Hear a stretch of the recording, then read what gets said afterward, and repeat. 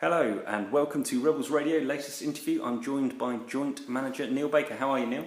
Very well, John, yourself? Yeah, good. Not too bad at all. Looking forward to Saturday, but we're here to talk about Tuesday in Biggleswade. Okay.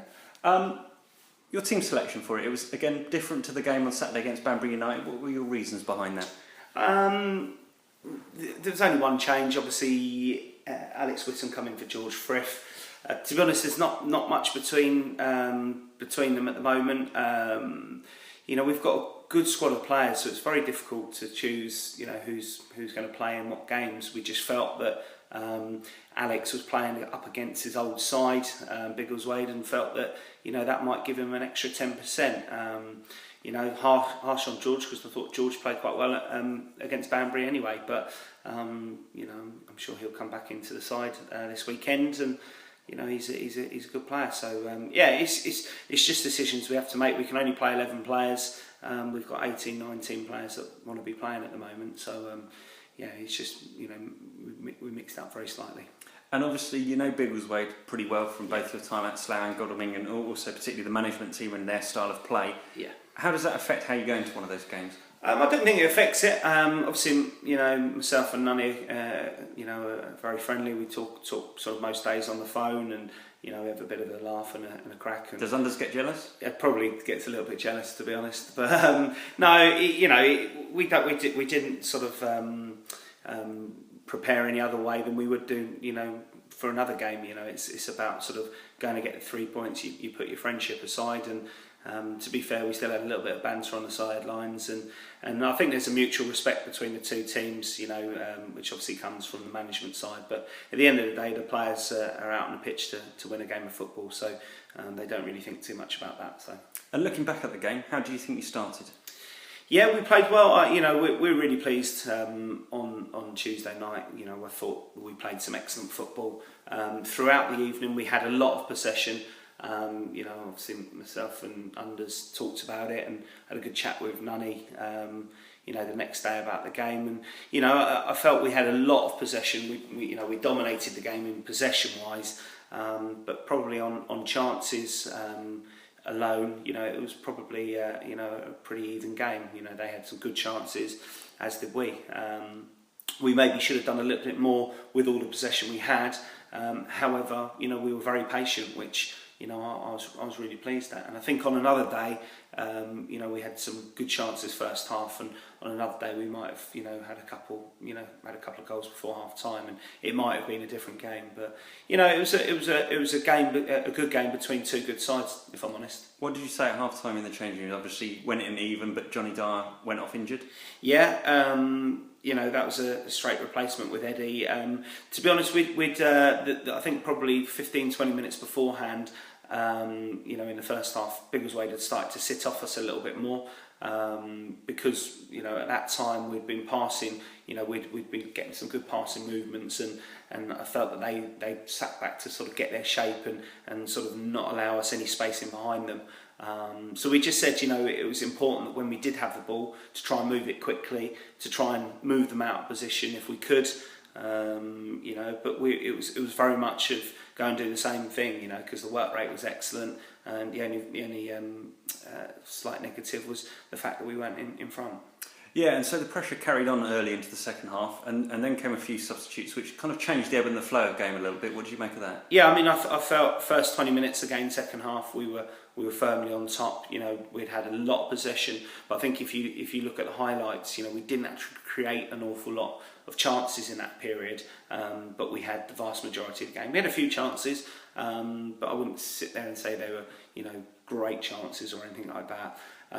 They then made the substitution, brought Fowler on up front, and it changed the way they played. They went to 4-4-2, and he come on and done really well. To be fair, he caused us a few problems, and then they started to get back into the game, and probably had a sort of 15-minute spell where they were on top of the game, and then they had a few chances which they could have scored from.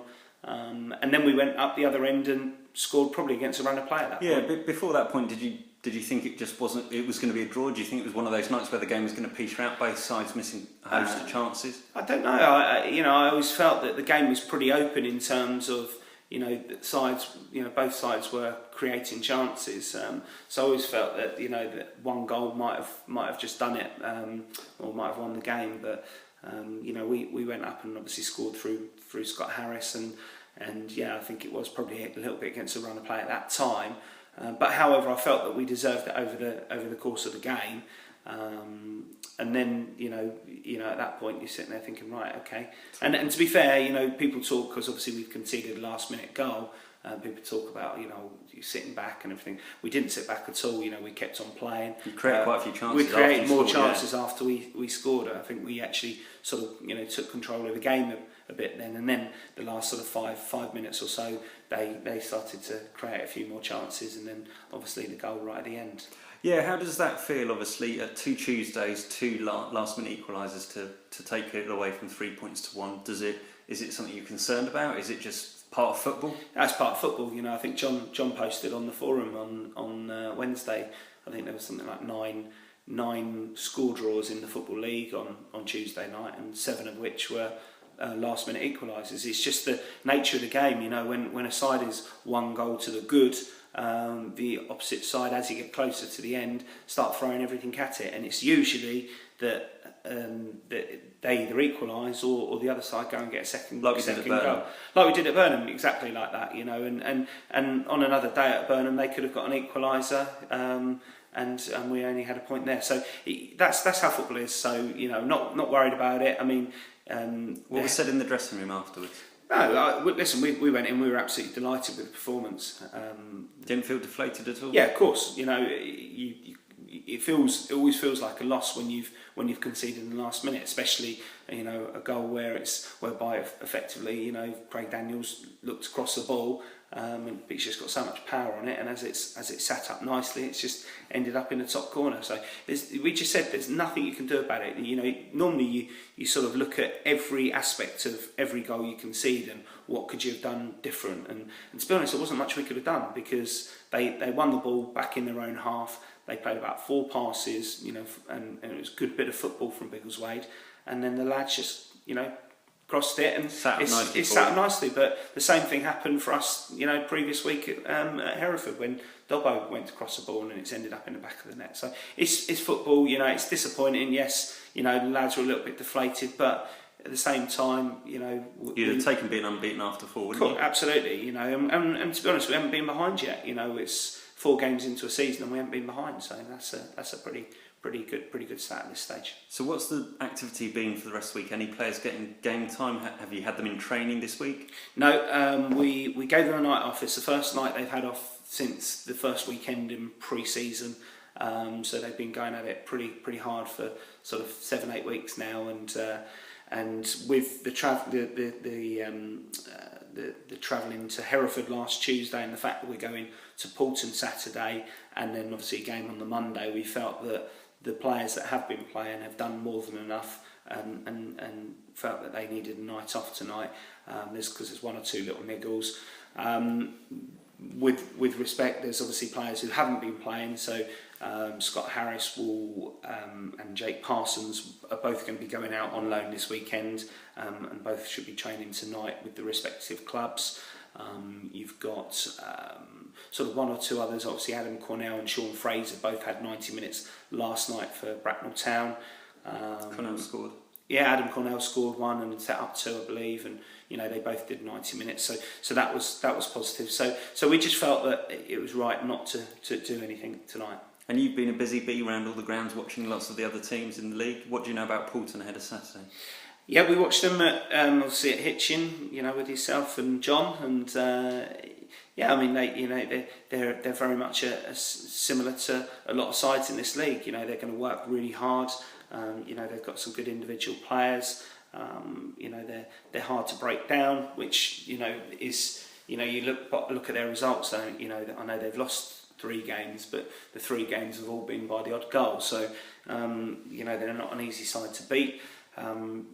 So we know we're in for a tough game. It's a lovely place over at Poulton. I've been there a few times. When I was playing, and the pitch will be great. It's a nice surroundings.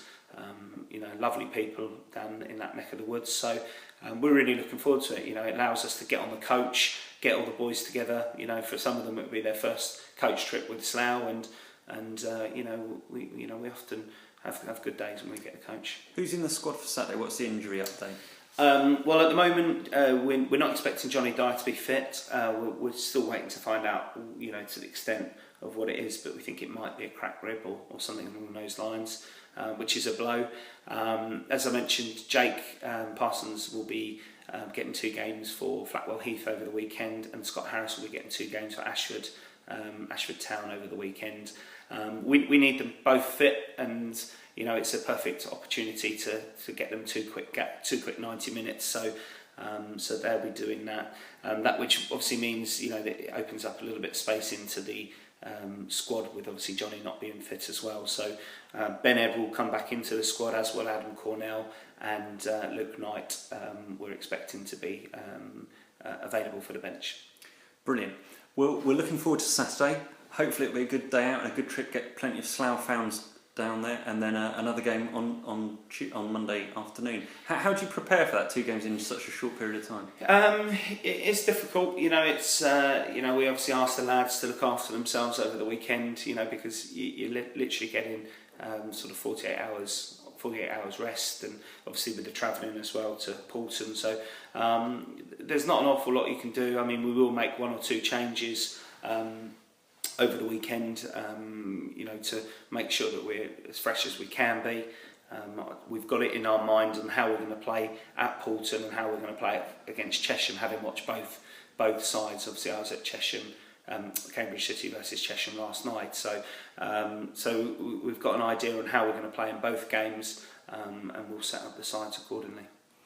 Okay, well, thank you very much for your time, Neil. We look forward to speaking to you after the weekend. What would be a good return from the weekend? I know you don't ever like doing predictions, but what is it? Keep the unbeaten record, take 4 points, yeah, take 6 I mean, points? you know, if you offered me 4 points now, I think we'd I'll bite your hands off, really, because that would mean we're unbeaten after 6 games. I mean, yeah, you know, we don't like to make predictions, but we just want to go and work hard in both games and give a good account of ourselves. And if that means that we can stay unbeaten, you know, that would be fantastic. But you know, we're up against, you know, a side in Poulton that got promoted in the same way that we did, with an absolutely fantastic win at Merthyr, who hadn't been beaten in 21 home games prior to that, and then obviously Chesham, who granted they've lost a number of players from last season, but for the last few years they've been continuously in and around the playoffs, and they would expect to be in and around the playoffs again this year. You know, they've obviously brought in some good players, and you know, and I was impressed with them. I thought they were very unlucky last night to